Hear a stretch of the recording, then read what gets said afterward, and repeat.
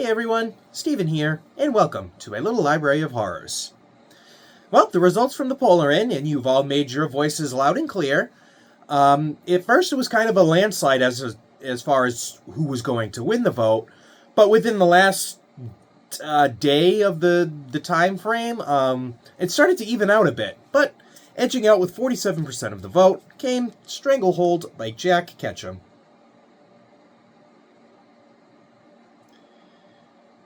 This is actually my autographed copy, hence why I have it kept in the plastic. But yeah, before I get into the video real quick, I just ask that you drop a quick like on the video. It's a free and easy way to help support the channel, gets my video out into the algorithm, and yeah, yada yada. Anyway, so last year, getting around to the end of November, I was realizing, hey, you know what? I haven't read any Ketchum this year. I usually try to get one of his books in every year, as he's one of my favorite authors.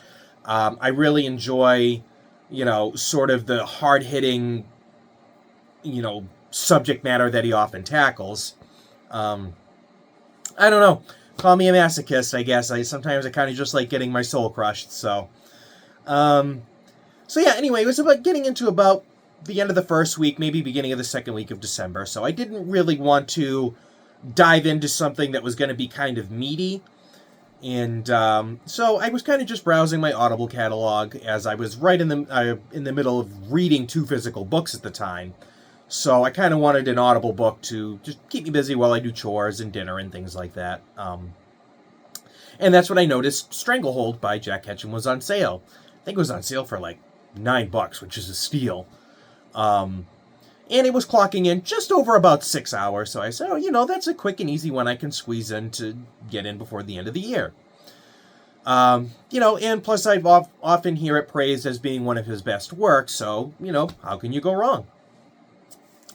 So, what is Stranglehold about?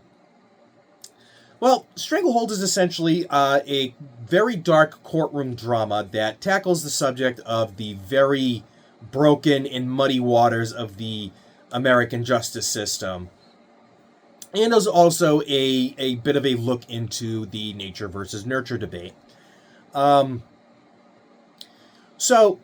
the book starts off incredibly heavy and dark, as, the usual with Jack Ketchum. We get introduced to our main antagonist, Arthur Danse. Well, that's not the very, very beginning of the book. I don't want to say what it is because it will be a spoiler. But essentially, we get introduced to our main antagonist, Arthur Danse, where basically kind of our really first introduction into who he's going to become as a person is where he's being scolded in the principal's office for some kind of vandalism, I believe, or something like that. Then eventually we see Arthur in college, where he commits his first sexual assault. And again, it's just kind of building up onto what we can expect Arthur's character to be throughout the story. So as the main plot starts to cement, sort of breaking the mold on the main plot, we get introduced to Lydia McCloud, who is our protagonist for the story. She ends up meeting Arthur at this kind of dinner party or dance or something like that over in Plymouth, New Hampshire, which is very close to me. So she quickly discovers that, she could very well fall in love with Arthur and build a life with him, which she goes and does.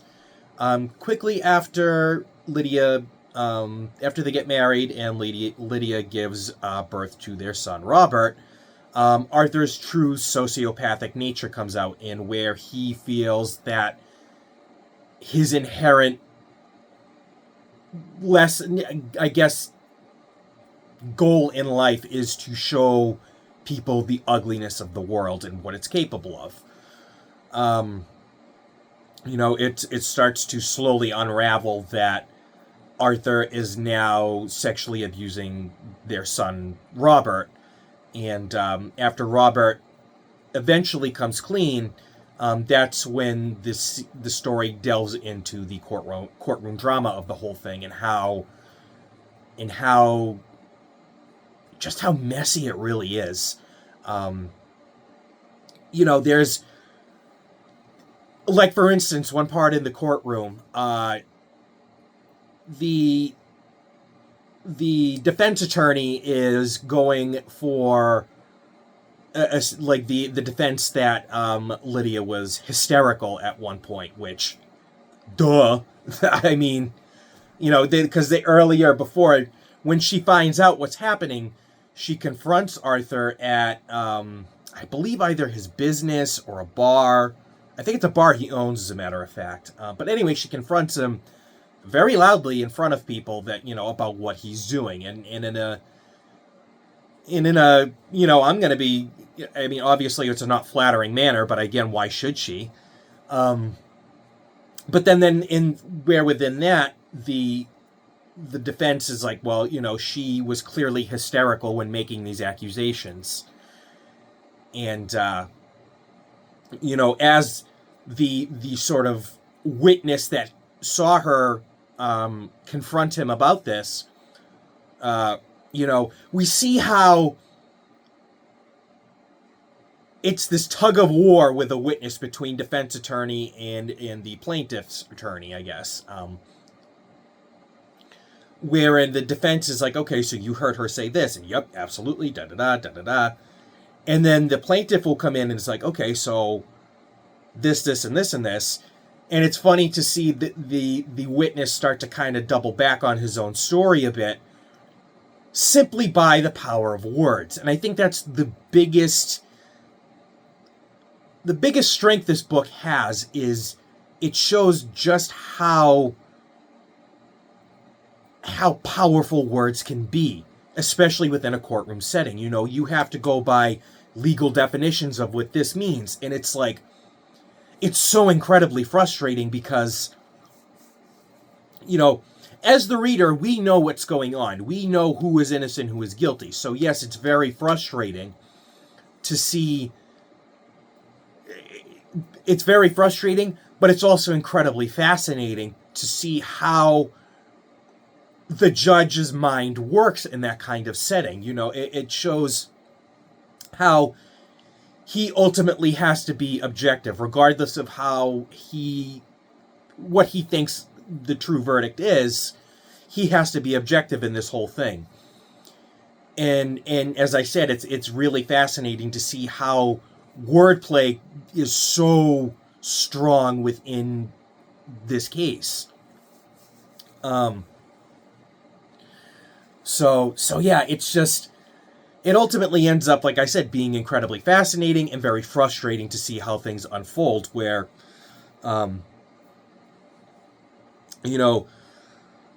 another instance where, again, wordplay plays against the story. The judge asks Lydia, are you going to follow the verdict of this court word for word, regardless of how you feel on the outcome? And Lydia is now trapped within the ultimate fence-sitting position. Like, there is no right answer to this.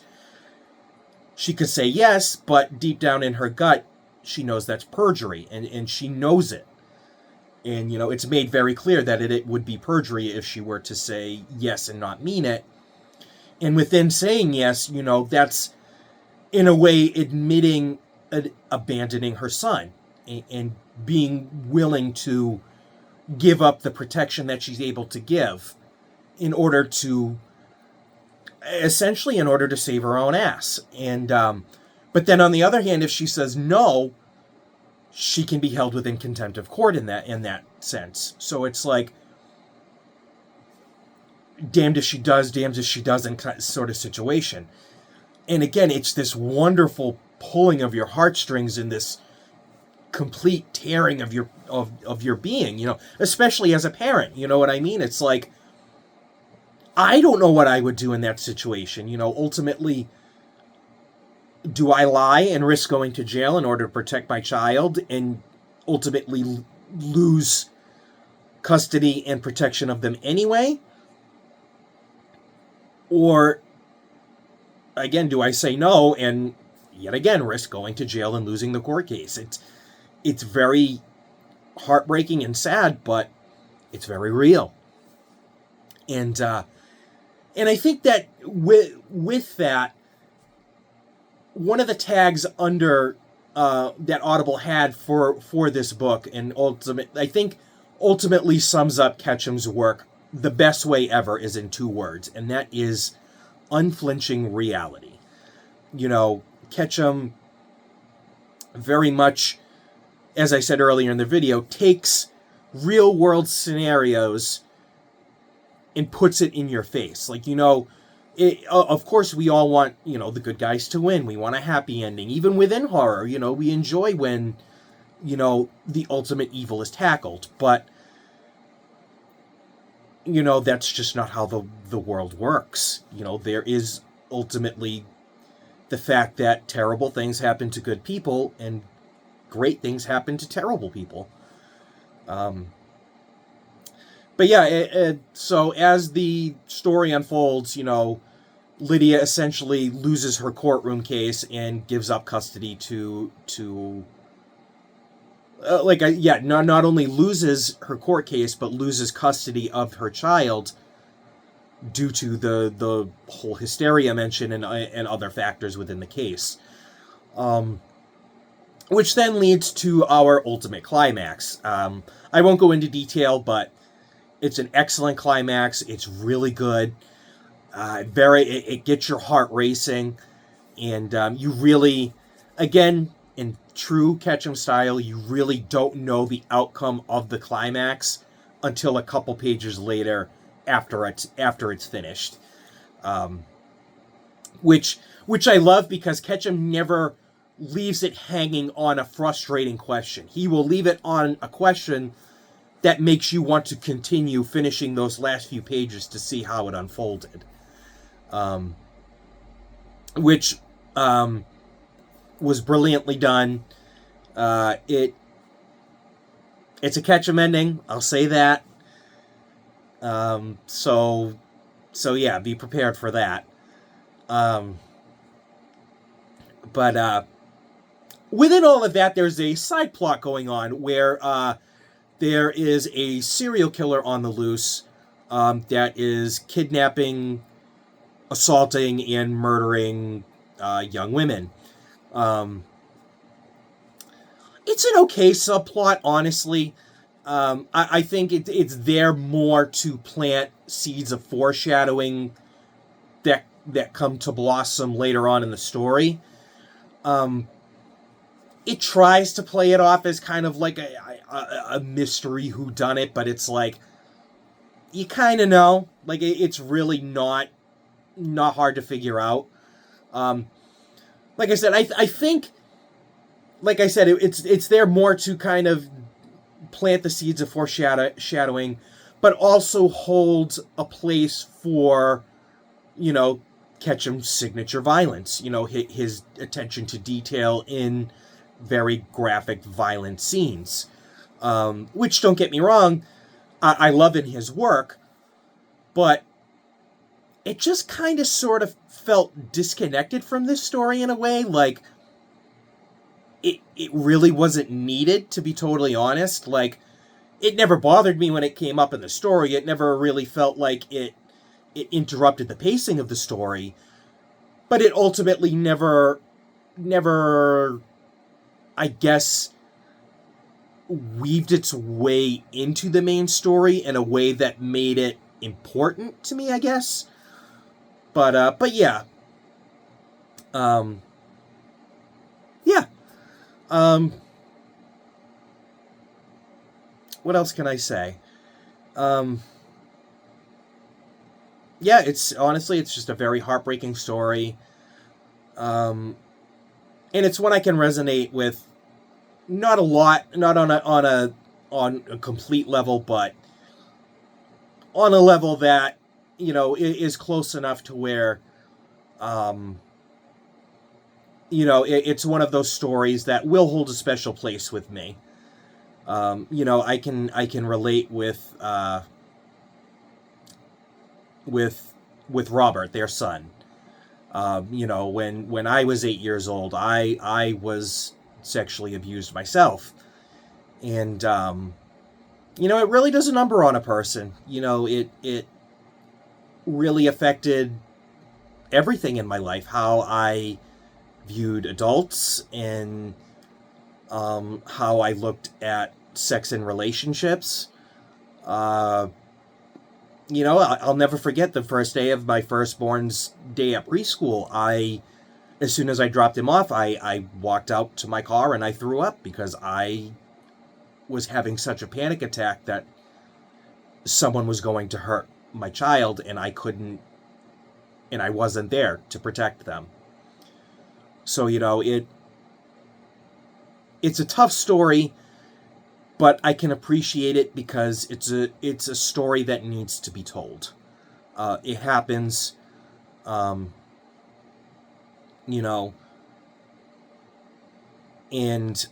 I think it's important that stories like that are written and told to people, for people like me who need to know that, we're not alone in the things that happen to us. It's not our fault. In that, it's just an unfortunate thing that happened. Not that it makes it any less important, or that, it's still not terrible, but ultimately, we grow and we have to move on with our lives. But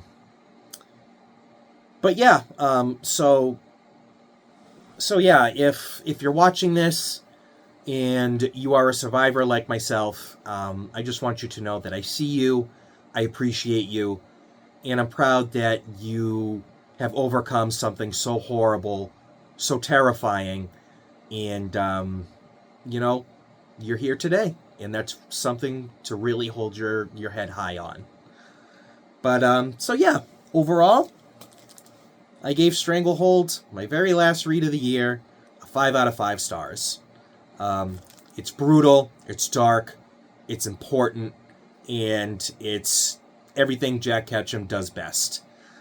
So yeah, if you're looking for a really good court drama, then it's, if you're a big fan of John Grisham and you want something a little heavier, a little darker, definitely check out Ketchum's work. It's totally worth the read.